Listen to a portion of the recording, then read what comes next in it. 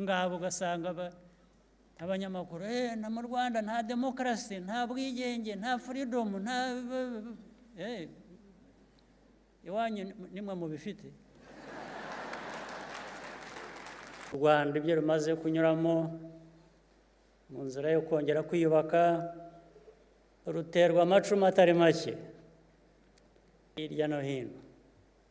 Hamwe u Rwanda rukayizibukira, ayandi akarufata rugakomereka, ariko rugakomeza ruhagaze. Naho ruguye ntiruhere hasi, rugahaguruka. Ndetse navuga ko abarukoreraga ibyo, uko imyaka igenda ihita ni nako bibagora kurukora uko barukoraga. Ntibashirwa n'ubu baracyagerageza, ariko ni uguhanyanyaza gusa n'ukwanga kuva ku izima. Bazi ko igitarashobotse icyo gihe ubu bwo bagomba kwiheberanya ntaho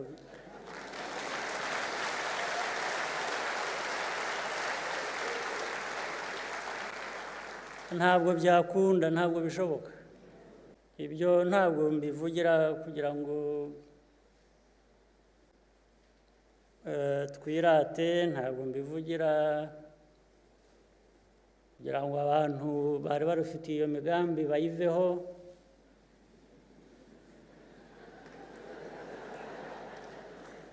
Oya, ndabivugira ko ari ukuri.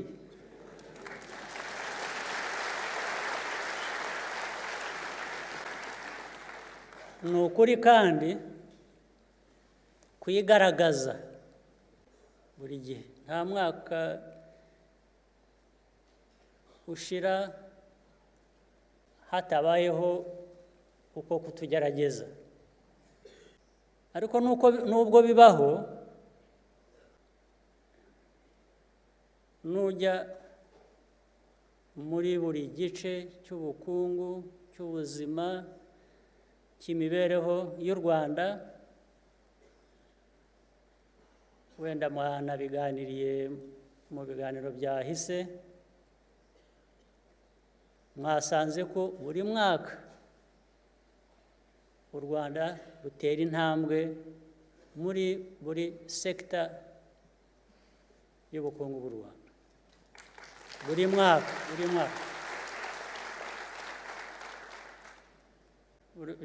Indege murayizi, iyo igenda ihura n'imiyaga y'ubwoko bubiri. Birarenze ariko iyo nshaka kuvuga ni ubwoko bubiri. Hari umuyaga uturuka imbere usa n'uyisubiza inyuma, hari n'undi uturuka inyuma ugasa n'uyisunika.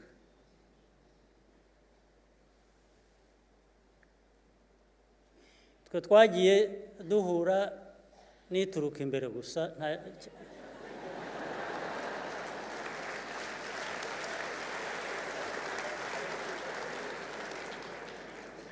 ariko icyo nshaka kuvuga, iyo ndege kubera imbaraga nayo ibikoresha kugira ngo ijye imbere, nubwo hari iyo miyaga iragenda ikagera iyo ijya. Nuko tugenda rero natwe ni nk'indege, n'imiyaga iduturutse imbere ikadusunika, tuyinyuramo tukagenda.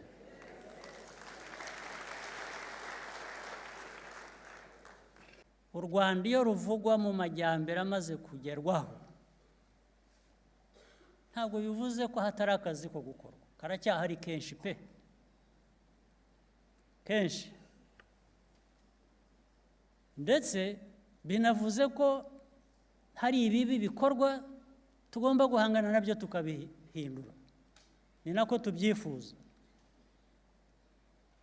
Ariko umuntu ntabwo yabigira ikirego ngo avuge ngo u Rwanda nta gihari, ibintu byose ni bibi, bigahora. Ariko nyine kuri bya bindi bigenda bigabanuka, ibyo byose navugaga, ibyinshi usigaye ubisanga hanze mu mvugo, mu bantu bake, kurusha ukuri uko kumeze mu gihugu ubwabwo cyangwa se uko Abanyarwanda babyumva. U Rwanda rumaze gutera intambwe, rurakomeye, rurahangana n'ibibazo rugifite kandi birahari byinshi. Ariko igitumye mvuga ko u Rwanda rukomeye ntabwo ari ikindi, ntabwo ari uko turi ibitangaza bindi dufite intwaro zikomeye, ingabo zikomeye zarangiza buri kintu. Icyo mvuga jyewe ni u Rwanda rw'Abanyarwanda bubaka ubumwe, bakorera hamwe, bafite intego imwe.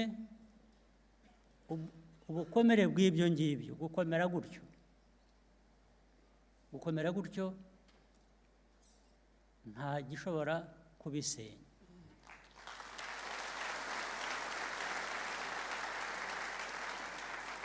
Niyo mpamvu na bake bakirwanya u Rwanda barushakira ndetse batera n'umutekano muke, ejo bundi n'uyu munsi babigerageza.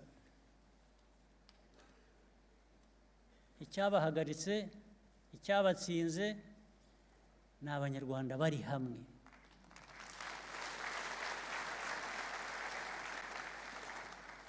Ni Abanyarwanda bumva ko ibibazo tugifite ni nk'ibibazo n'ibindi bihugu byose bifite.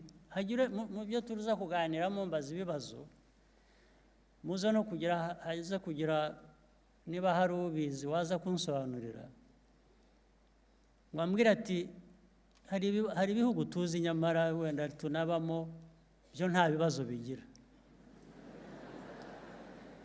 Hagira uza kubimbwira. Ni nayo mpamvu ngiye kenshi iyo mpuye n'abantu ubwo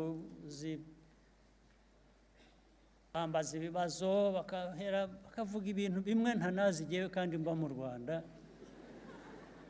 Ibibazo u Rwanda nkababaza ariko mwebwe muturukaye, ibibazo by'iwanyu mubibaza nde mwebwe? Aho uturuka hataba ibibazo ni hehe?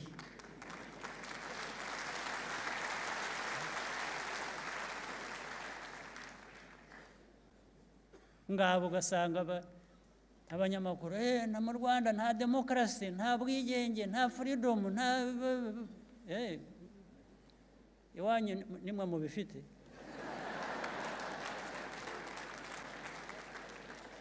Niba ibyo bafite bisa bityo, ibyabo bimwe ntabyo nshaka jyewe na busa. Njye nshaka iby'iwacu,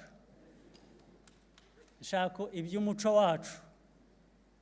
Bahoze bababwira umuco, ngira ngo mwabivuze ko mwahoze muganira n'umuco. Ubu Abanyarwanda imyaka babayeho amagana bagiye kwigishwa kubaho n'umuco n'abantu b'ejo bundi. Ibi bihugu bimwe bivamo kuduha amasomo ntibyabagaho igihe twari turiho nk'u Rwanda.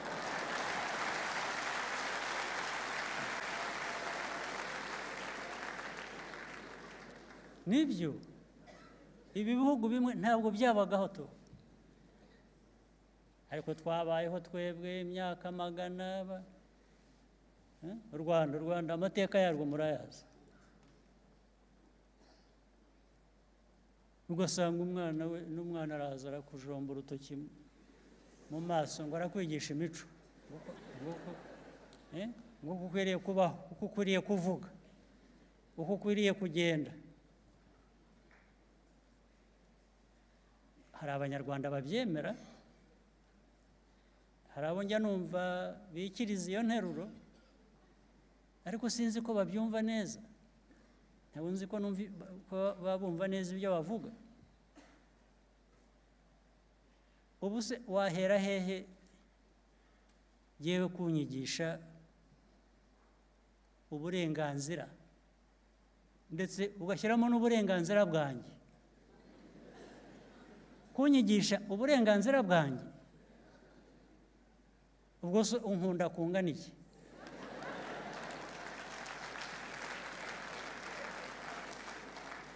Unkunda kungana iki ku buryo wareberera uburenganzira bwawe warangiza ukongeraho n'ubwanjye?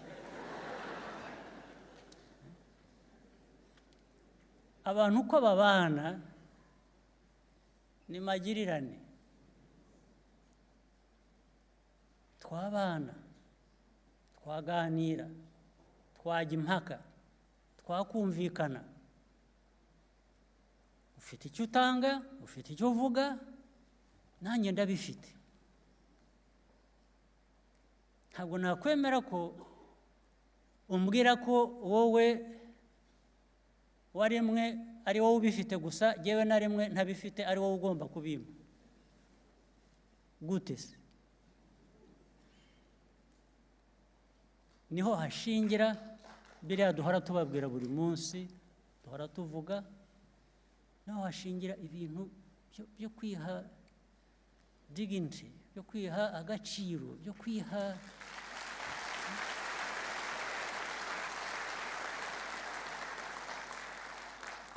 ukamenyera gukorera ikintu kizima, ikintu cyiza, kubera ko kikubereye. Nawe ushaka gukora ikintu cyiza utari ukubikorera undi muntu.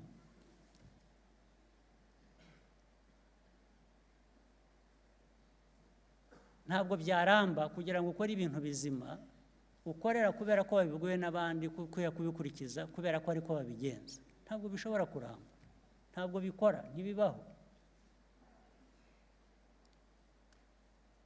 Naho ibibazo u Rwanda rufite ibibazo dushaka gukemura buri munsi. Buri munsi turi mu bibazo gusa. Abanyarwanda barakennye, turashaka kurwana n'ubukene kugira ngo abanyarwanda bo gukena. Abanyarwanda bicwa n'indwara zitica abandi bantu mu bindi bihugu. Abanyarwanda hari ubwo bigenda bigabanuka, ariko hari abasonzaga nabyo bituruka kubera ko nta kintu bafite. Turashaka ko bagira ikintu bakora, bakwigezaho, ntibasonze, ntibarware cyangwa ngo bicwe n'indwara zitica abantu. Niyo mpamvu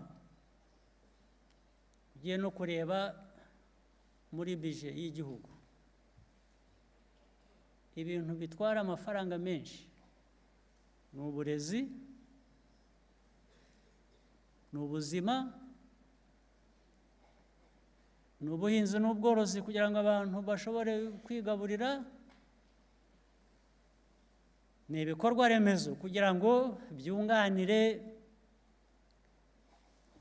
ubukungu ukuntu bukwiriye kuba bukora, kugira ngo abantu babone imirimo kandi bashobore kugira icyo bigezaho. Ibyo ngibyo ni ibintu wese twaba tutagira gukunda abantu bacu, twaba twiyanga. Ubu imyaka 25 ishize twazamuye life expectancy, imyaka muri rusange abanyagihugu bamara ubuzima bwabo. Kera wageraga muri 40 yabagaga ikimasa kubera ko niba yari agifite, agahamagara inshuti zose bakaza kuvuga ngo yagejeje imyaka 40 atarapfa. Bidasanzwe. ubu abanyarwanda aho tubereye ejo bundi nta nubwo ari kera, imyaka 25 ishize, abanyarwanda barabaho muri rusange bagasatira 70, imyaka 70.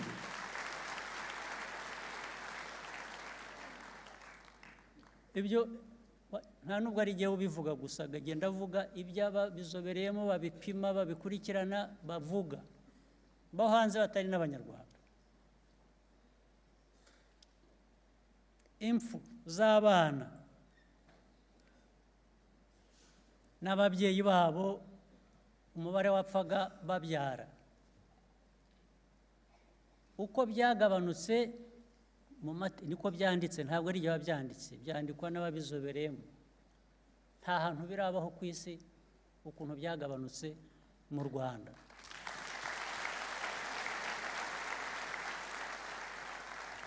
Ntabwo birabaho.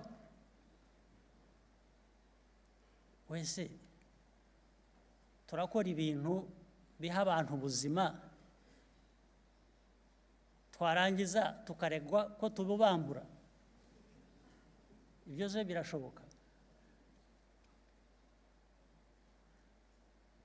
Ku rundi ruhande ni nka bya bindi byose nahoze mvuga, uraha abantu kugera ku itumanaho ku gihugu cyose, umuntu ashyire yizane avuge bitewe n'ishoramari twakoze mu gihugu, warangiza ukabwira abantu ko ubabuza kuvuga. Urabaha mikoro, urabaha buri kintu cyose, ariko ukavuga ngo ubuza abantu kuvuga. Ibyo nabyo ntaho bihuriye, ntibishoboka. Dukunda abantu, dukunda abanyarwanda, turikunda.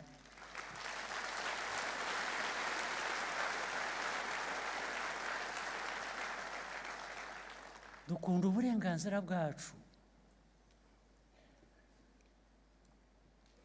Ibindi ahubwo ibyo ni byo politiki mbi abaturega bakora.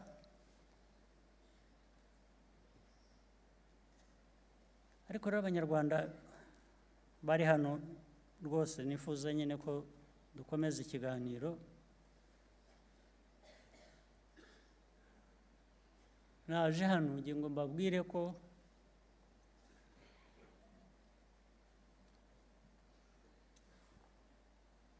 tubifuza, tubategerejeho byinshi. Nanjye mumbwire icyo muntegerejeho.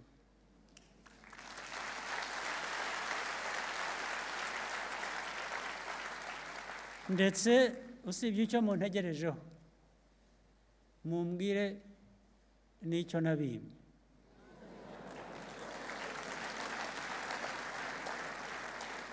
Ariko ubwo nubwo mvuga ntya, ntabwo ari jyenyine mvugira, ndavuga leta yose, ubuyobozi bwose bwo mu gihugu, ndabavugira gusa uyu munsi, ndabavugira ubwo nanjye ndimo. Twese tubakejejeho ni byiza, ni ukwiyubaka, ndetse kubera ko mwiyubatse mukagira n'uko mwubaka u Rwanda aho muri hose. Aho muri hose muhafitiye uburenganzira kuba muhari, ariko aho mufitiye n'uburenganzira bwo budashira, ahandi ho bashobora no kubibaka.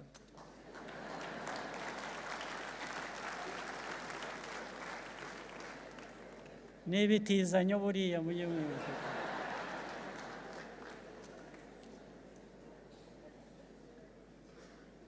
Ariko iby'iwanyu, iby'iwacu ntawabibaka, ni ibyanyu.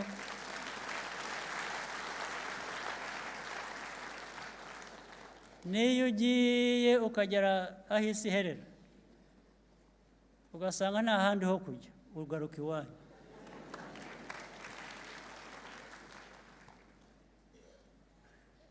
Naho abafite ibyo bakora aho bari, ntabwo nababwira ngo muhambire mutahire.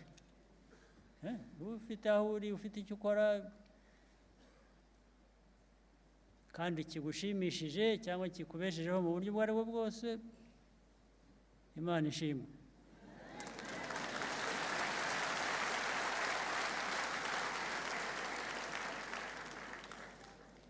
Ariko aho washakira hose kuvuga ngo nubwo nari mpari meze neza ndashaka gutaha, nabwo turakwakira na yombi rwose.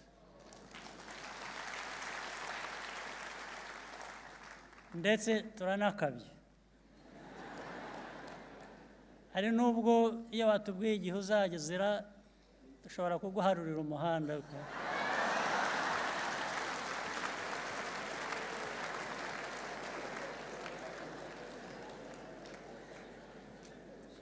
Hari abadutumaho akatubwira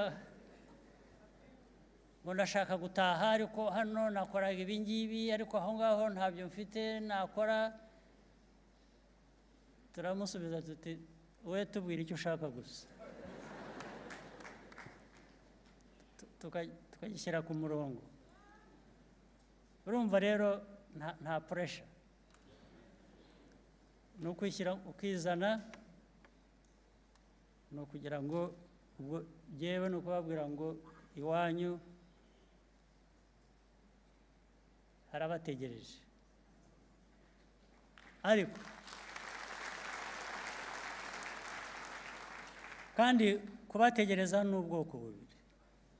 Hashobora kugutegereza ukiri no hanze, bivuze ngo ushobora gukora ibyo u Rwanda rugutegerejeho ukiri hanze. Ushobora no kubikora wanatashye. Ubwo guhitamo n'ibyawe. Ikibi ni ukutarutekereza, ni ukutagira icyo ushaka kurukorera.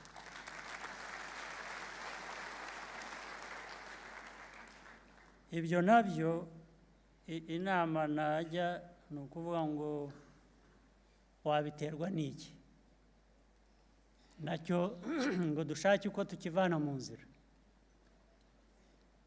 Cyabigutera kumva udatekereza, umuntu yagufasha ate kugira ngo utekereze igihugu cyawe. Nagira ngo ndangirize kugushimira inshuti ziri hano, bitangiriyeho nanone nshimira ndetse Ubudage, igihugu turimo ni igihugu cy'inshuti tubanye neza, ndetse abanyagihugu benshi basigaye bafite ibyo bakora mu Rwanda bababwiye, ngira ngo investments zimwe zimaze gukorwa, ishoramari zimaze gukorwa n'abantu mu Budage na companies zo mu Budage, harimo Volkswagen, harimo n'abandi bari mu by'ubwubatsi, hari abandi bari mu bintu byinshi. Turifuza n'abandi nabyo tuzakora ibishoboka byose kugira ngo ishoramari ryabo rigende neza. Igihe ryahisemo kuza mu Rwanda tubyoroshye kugira ngo byungukire u Rwanda, byungukire n'abashoramari n'abo mu bindi bihugu, n'abo mu bindi bihugu bari hano, baba mu Busuwisi, baba mu Bufaransa, baba mu Bubiligi, baba Butaliyani, Ubwongereza n'ahandi henshi. Nabwo nagira ngo mbashimire gufatanya n'Abanyarwanda, kwifatanya natwe twese ku munsi nk'uyu, kandi nagira ngo nababwire ko ntabwo turi inshuti mbi. Abashuti bacu bamenye ko turi inshuti nziza.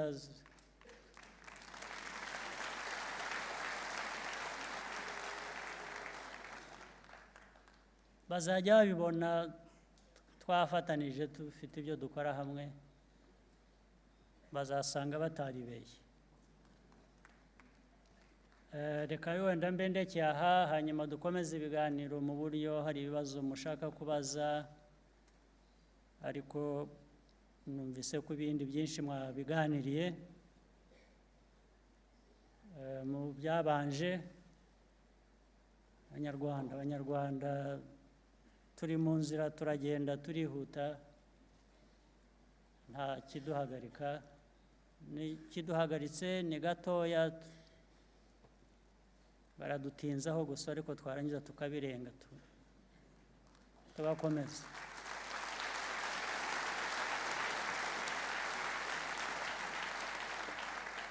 Mwakoze cyane rero rwose, ndabashimiye. Murakoze.